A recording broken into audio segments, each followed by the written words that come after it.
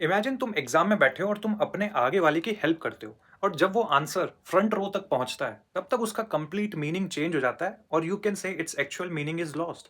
वहीं दूसरी तरफ अगर तुम कॉलेज में किसी क्यूट जूनियर की हेल्प कर दो तो तुम्हारे दोस्त उस बात का इतना बतंगड़ बना देंगे कि भाभी मिल चुकी है। अब फर्स्ट केस में the meaning was completely lost, it vanished, and in the second case the meaning was exploded. Using this concept you can answer that what is difference between vanishing gradient and exploding gradient. Deep learning में training होती है using back propagation और हमें calculate करना होता है ये term gradient of loss with respect to weights and chain rule से हम इसको एक्सपांड कर सकते हैं using this where a is the activation function and z is the linear score. और डीप नेटवर्क्स में ये प्रोसेस हर लेयर के थ्रू रिपीट होता है। सो एक्चुअल में ग्रेडियंट बनता है product of many terms across the layers. Vanishing gradient तब होता है जब एक्टिवेशन फंक्शन जैसे सिग्मोइड और टेनएच यूज हो जिनके डेरिवेटिव्स लेस देन 1 हो जाते हैं ओवर दीज प्लेसेस। और जब ये स्मॉल वैल्यूज रिपीटेडली मल्टीप्लाई होती है across different layers gradient tends to zero.